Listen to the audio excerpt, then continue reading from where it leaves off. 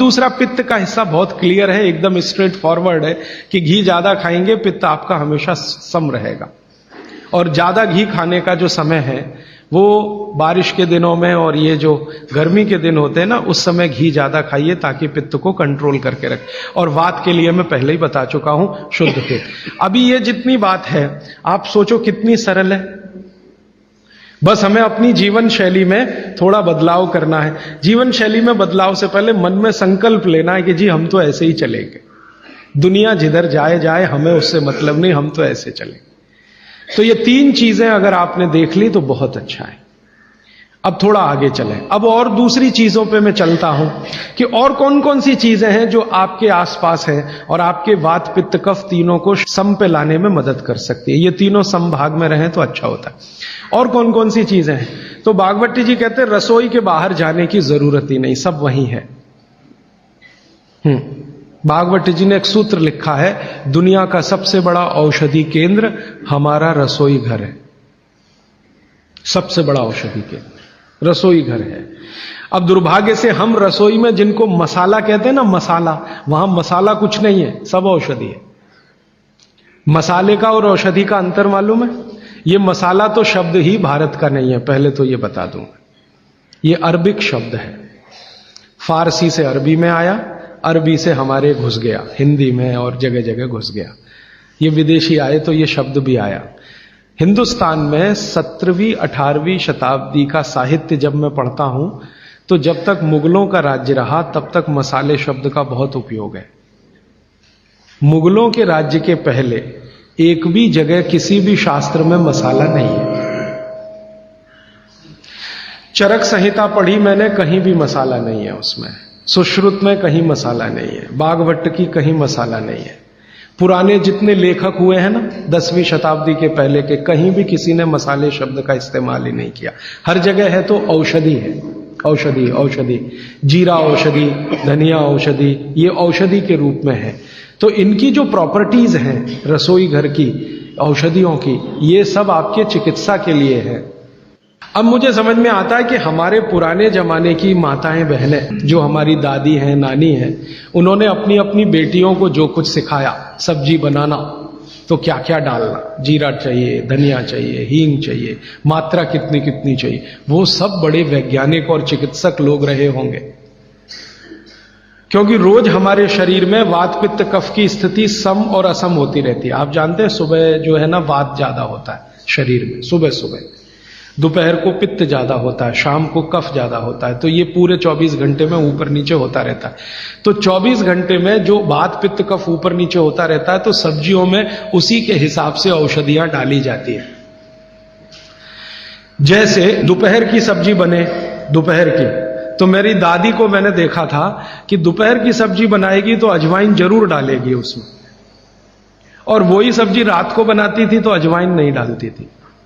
तो एक दिन मैंने दादी से पूछा कि यही सब्जी दोपहर को मैंने खाई तो इसमें अजवाइन थी, शाम को खाई तो नहीं, क्यों? तो उसने उत्तर तो नहीं दिया। तो उसने कहा मेरी मां ने ऐसा सिखाया। बस बात खत्म हो गई। अब उस समय मैं भी मान लिया कि ठीक है, उसकी मां ने सिखाया। अब जब मैंने काम शुरू किया ये चिकित्सा पर, तब मेरे समझ में आया कि अजवाइन जो है पित्तनाशक है। घी के बाद, देशी गाय के घी के बाद जो सबसे ज्यादा पित्तनाशक दूसरी कोई चीज है तो वो अजवाइन है। और दोपहर को पित्त भड़कता है, आप जानते हैं, और वो स्वाभाविक है क्योंकि खाना खाने के लिए पित्त भड़कना ही चाहिए। तो उस समय अजवाइन डाली जाती है सब्जी में, क्योंकि दोपहर को ही शरीर को अजवाइन की जरूरत होती है पित्त को सम पे लाने के लिए। तो भारत में ज्यादातर माताएं बहनें ये बात जानती हैं कि दोपहर की सब्जी में अजवाइन चाहिए।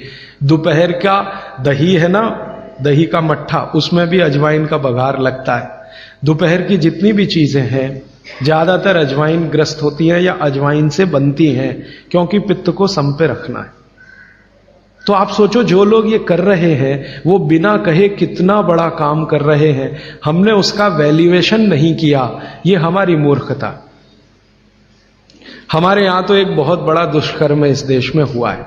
अंग्रेजों के हम गुलाम हो गए तो सब कुछ हम भूल गए, अपनी चीजें। अंग्रेजों ने जो सिखाया वही हमें याद है। तो हम जीडीपी का कैलकुलेशन करते हैं अंग्रेजों के फॉर्मूले से। जीडीपी निकलता है इस देश का, ग्रॉस डोमेस्टिक प्रोडक्ट। तो मैंने बहुत बार इस देश के अर्थशास्त्रियों से पूछा कि जीडीपी में आप विचित्र विचित्र कैलकुलेशन करते हैं। जैसे भारत की पुलिस है, उस पर जो खर्चा हो रहा है वो जीडीपी का हिस्सा है। अगर चोरियां बढ़ी, डकैतियां बढ़ी तो पुलिस का खर्च बढ़ेगा तो जीडीपी बढ़ेगा। और प्रधानमंत्री छाती ठोक के कहेगा मेरे जमाने में जीडीपी 10% से ऊपर बढ़ गया। सो व्हाट, पुलिस का खर्च बढ़ गया, माने चोरियां बढ़ गई, डकैतियां बढ़ गई, अत्याचार बढ़ गए, अनाचार बढ़ गए तो जीडीपी बढ़ गया, तो क्या बड़ी बात है। तो हमारे जो जीडीपी के कैलकुलेशन है बड़े विचित्र हैं। इसमें चोरी हो, डकैती हो, लूट मारी हो तो जीडीपी बढ़ेगा, लेकिन माताएं बहनें घर में जो करती रहती हैं वो जीडीपी में है ही नहीं, कैलकुलेशन ही नहीं है उसका।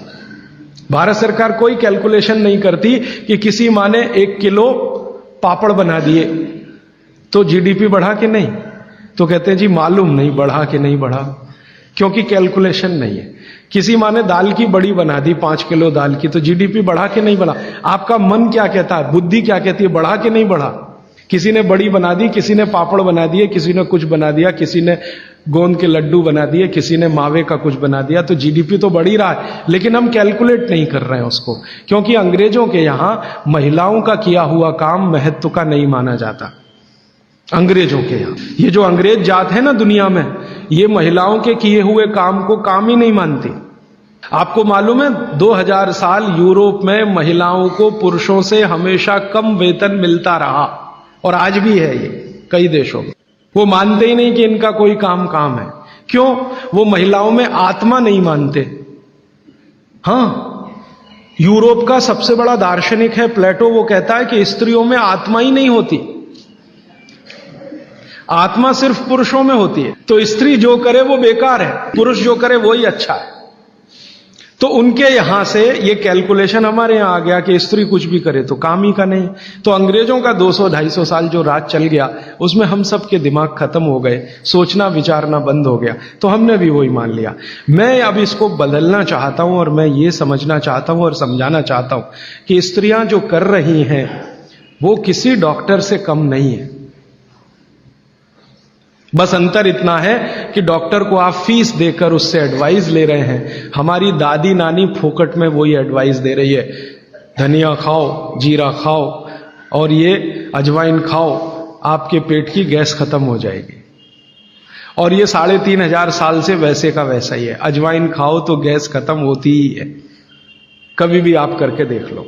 आप में से किसी को भी बहुत गैस बनती हो, पेट में एसिडिटी की तकलीफ हो, आज से शुरू कर दो। आप खाना खाया तो उसमें ध्यान रखो अजवाइन ज्यादा रहे, दाल में, सब्जी में, वगैरह वगैरह। और अगर नहीं कर पा रहे हैं तो खाना खत्म करते ही थोड़ी अजवाइन खा लो। अजवाइन ज्यादा तकलीफ ना कर दे, उसका बैलेंस है काले नमक के साथ, तो थोड़ा अजवाइन और काला नमक मिला के हर खाने के बाद खा के देख लो। 3 दिन में ना आपकी गैस बंद हो तो आप जो कहो मैं हारने को तैयार। ये गारंटी मैं नहीं दे रहा हूं, ये गारंटी अजवाइन दे रही है, मेरी गारंटी नहीं है, अजवाइन की गारंटी है। तो वो कहते हैं बागवट जी कि पित्त को सम रखने के लिए हमारे रसोई में घी के बाद जो दूसरी चीज है वो है अजवाइन।